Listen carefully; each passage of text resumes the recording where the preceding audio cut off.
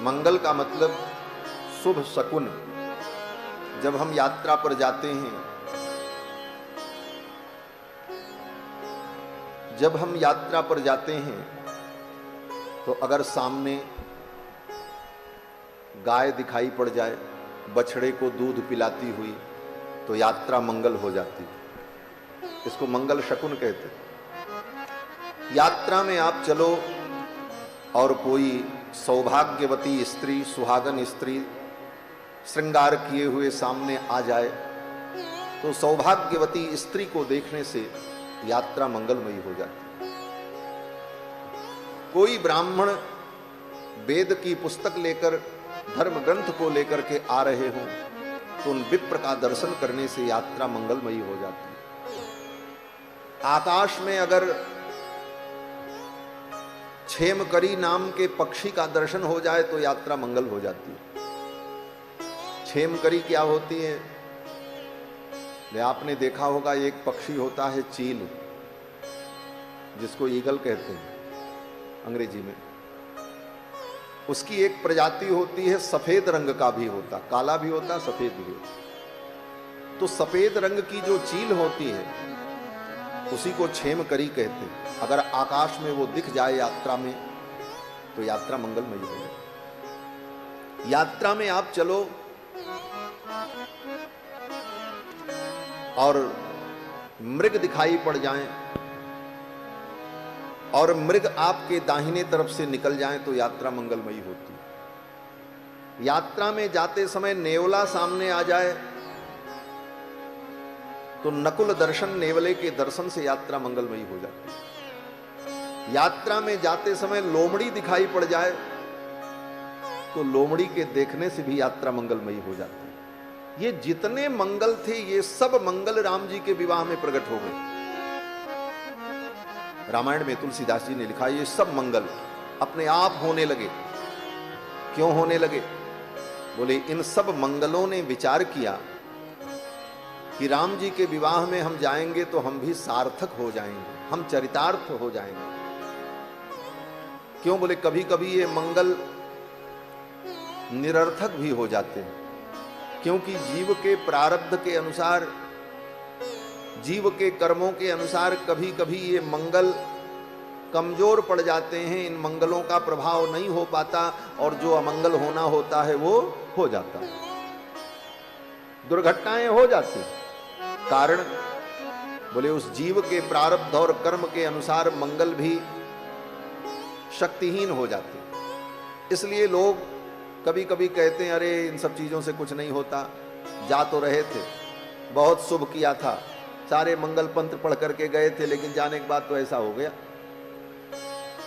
तो कभी कभी इन मंगलों की निरर्थकता हो जाती है, लेकिन वो निरर्थकता उन मंगलों की नहीं है, अपितु हमारे कर्मों के कारण है। हमारे पाप जब प्रबल हो जाते हैं तो वो मंगल कमजोर पड़ जाते हैं। लेकिन समाज में लोग अपनी गलतियां नहीं देखते, दूसरे की ही देखते हैं। लोग कहते हैं महाराज ये मंगल बेकार है, करने से कुछ नहीं हुआ, देखो इतनी बड़ी दुर्घटना हो गई। तो उन मंगलों ने विचार किया कि राम जी के विवाह में हम चलें। बाकी दुनिया के लोगों के ब्याह शादी में तो हम बहुत जाते हैं, लेकिन हमारी लोग आलोचना भी करते हैं, कभी कभी हमारी निंदा भी होती। लेकिन राम जी के विवाह में जाएंगे तो हम सार्थक हो जाएंगे, और सारे मंगल राम जी के विवाह में सार्थक होने के लिए आए। जनु सब साचे होन हित, सगुन भय एक बार, हाँ? सगुन भय एक बार, सगुन भय एक बार।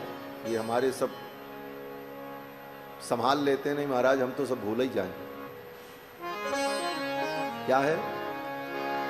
मंगलमय कल्याणमय अभिमत फलदातार, मंगलमय कल्याणमय अभिमत फलदातार।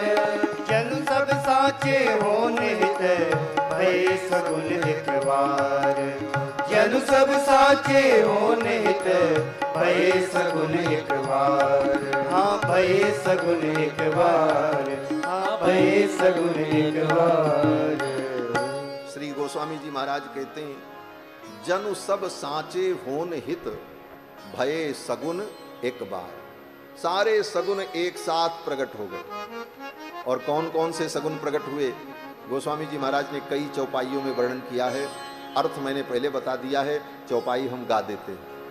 बनई न बरनत बनी बराता, बनई न बरनत बनी बराता, हो ही सगुन सुंदर शुभ दाता, होई सगुन सुंदर शुभ जाता, सानुकूल बह त्रिविध बयारी, सानुकूल बह त्रिविध बयारी, सघट सवाल आब बर नारी, सगट सवाल आव बर नारी, लोबा फिर दरस दिखावा, लोआ फिर दर्श दिखावा, सुर भी सन्मुख शिशु ही पियावा, सुर भी सन्मुख शिशु ही पियावा, मृगमाला फिर दाहिन आई, मृगमाला फिर दाहिने आई, मंगल गण जनु दीन दिखाई, मंगल गण जनु दीन दिखाई, क्षेम करी कह क्षेम विसेखी, क्षेम करी कह क्षेम विसेखी, श्यामा बाम सुतर पर देखी, श्यामा बाम सुतर पर देखी, सन्मुख आयो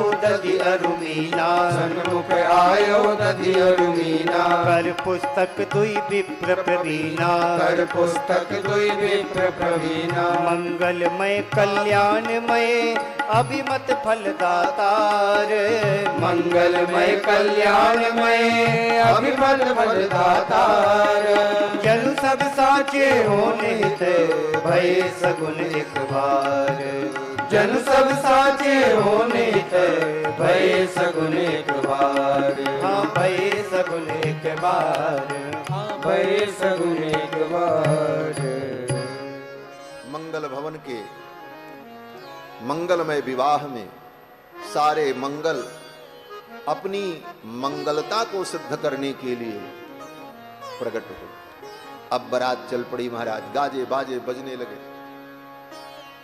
लेकिन बारात जब चली तो राम जी के बारात की बड़ी विशेषता है महाराज। ऐसी बारात दुनिया में आपने कभी सुनी नहीं होगी और देखी भी नहीं। बोले क्या विशेषता है राम जी के बारात?